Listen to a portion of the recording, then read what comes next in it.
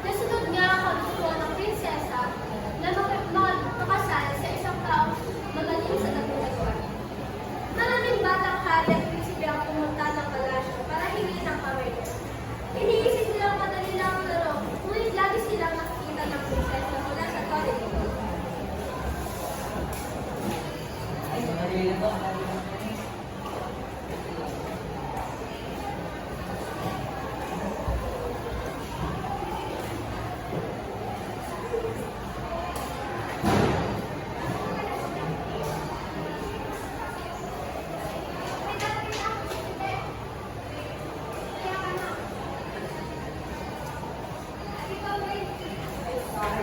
Hindi nang tagal ay wala nang naiiwan ang prinsipe upang magpakasal sa kanya. Masayang-masaya si Anastasia, ngunit hindi ganun lang nararamdaman ang kanyang anak.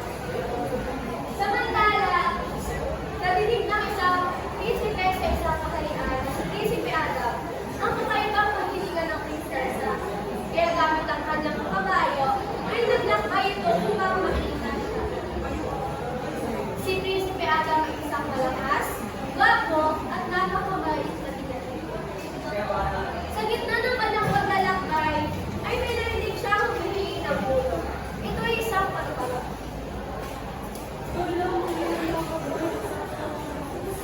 Naku, kaawa-awang paru-paro. Sandali, kayaan tulungan kita. Ayan, malaya ka na.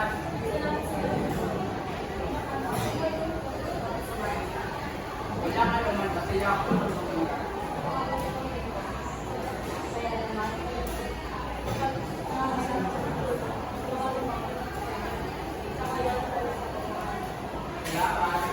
Lumipas sa palayo ang palu-palo at nagpatuloy naman ang prinsipe sa kanyang paglalakbay. Maya-maya pa ay narinig niyang may sumisigaw sa bukid. Tumingin si Adam sa paligid at nakita niya rito ang isang kuneho. Tulong! Tulong! Napakasakit ang aking paa! Tulong, sinandilan! Nakita niya sa ipit na paa ng kuneho. Kita rito ang kaawa-awang mukha ng kuneho. Dahang-dahang pinalis ito ng Kaibigan, mukha nga masakit yan. Kayaan tulungan kita. Aray! Aray! Aray! Ang sakit! Ay! Pero ngunit, Wala. Yay! Malaya na ako! Salamat sa'yo. Paano ba ako sa'yo mga kalandi? siguro ang susunod, mag-iingat ka na lang. Napakabait mo talaga. Hayaan mo. Pag kailangan mo, ang tulong ko. Tawagin mo ako at makasalan mo ang tulong ko. Maharap. Masaya itong tumalantalis dahil sa tulong ni Aga. Napakiti si Aga at nagpatuloy na. Habang papalapit siya sa gilid ng magubatan, nakita niya ang isang lawi. Pagod na pagod ito at sumuna ito. Labis na nalungkot si Adam sa kalagayan nito. Ay, pwede daw mo kayo ng mga kain. Walang sapat talaga sa akin pa kung makalipay. Sandali, mayroon ako dito.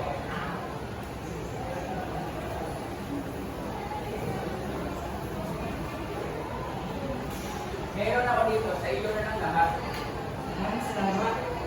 Nauubos agad ng lawin ang tinapay at ang ganitong sumigla. Akala ko mapalitan ng iyong kabot niya kasal. Sa ngayon wala pa, pero masaya ang makatulong sa iyo. Sige, tawagin mo lang ako bilang loko lagi ko lang ito kasal.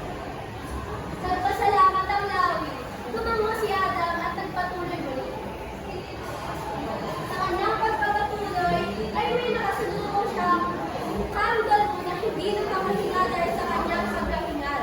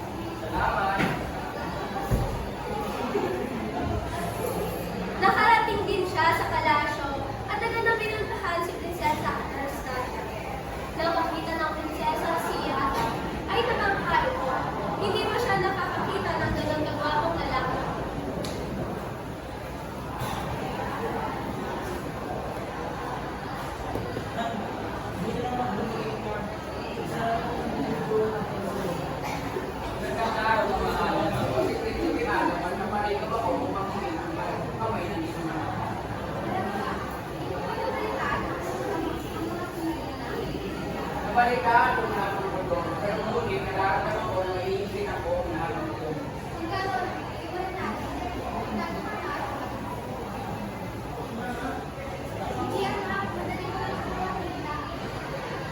Sa kabilang banda, agad na hinanap ni Adam ang lawi. Kaibigang Lawin, kailangan ko inusulong. Nariyan ka ba? Narinig siya nito at agad na bumaba. Kamusta? Ano yung tinuro sa'yo? Kailangan ko magdago sa prinsesa. Matutulungan mo ba ako? Dinala niya ito sa kanyang tugad at tumupo sa harap nito upang maitago ang prinsipe. Umakyat ang prinsesa sa toilet nito at agad na tumingin sa paligid. Hindi niya makita si Adam kahit saan. Hanggang sa gumamit ito ng teleskopyo upang hanapin ang prinsipe. Sino kaya siya? Kahit saan, hindi na makita. Sino kaya siya? Tinignan niya itong mabuti at nakita ang dalawang binti nitong nakausli sa tulad ng langit. Lumapit siya sa lalaki at tinawag ito. Vincent, nakita ko ang dalawang bago. Guys, talo na ba ako? Inaano ko ba? Ang ilang pa malapit, kaya mo lang kumili sa kanya. Salamat. Binigyan pa siya ng isang pagkakataon ng prinsesa. Ngumiti ito at muling nagtago. Sa susunod na pagkakataon, tinawag niya ang kamero at agad naman itong nagtungo sa kanya, kasama ang kanyang isa pang kaibigang Pareho. Kaibigan ko Neo, nariyan ka ba? Naririnig ko ba ako? Andito ako! Anong kailangan mo? Kailangan ko magdago sa prinsesa. Matutulungan mo ba ako? Isa na naman ang prinsipe, mabibigo. Hindi, mananalo ako. Mas natutulungan mo ako. Sige, sige. Dito na lang magtago. Kasama mo ang aking kaibigan. Doon na lang magtago. Hinukayin siya nito ng lupa at agad din naman itong natapos. Doon tungo si Adam. Ako, nakalito ang kanyang buhok. Lagyan natin ito ng bulaklak. Halika doon. Tanging buhok na lamang ni Adam ang nakalitaw. Nilagyan nito ng bulaklak ng dalawang paneho upang magkila lupa na may gato. Nabunan na ang kanyang buhok. Nabunan na itong magandang gagawa. Doon sa tore ay hinanap ni Prinsesa Anastasia si Prinsipe Adam at muli nahirapan ito sa paghahanap. At ano kaya siya? Hindi na ako kaya saan. Hindi ko makita. Ano kaya siya? Umalis siya sa tore at nilapitan si Adam. Tingnan, lumabas ka na dyan. Itawin kita. Guys, nakita mo ulit ako. Sa ngayon, talo na ba ako? Okay na kita. Buti dadagay ko ng pagkakataon. Maraming salamat. Sa pangalawang pagkakataon, ay binigyan siya ng prinsesa ng huling isa pang pagkakataon. Umalis na si Adam at nagtago sa ibang lugar. Habang nag-iisip si Adam, ang kanyang pusataguan ay nakasulubong niya hanggang sa kanyang inuwi.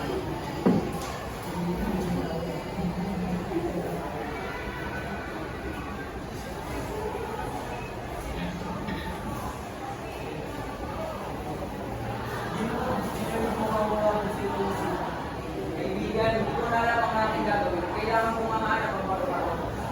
Tara, sumama mo. Madali, sumama.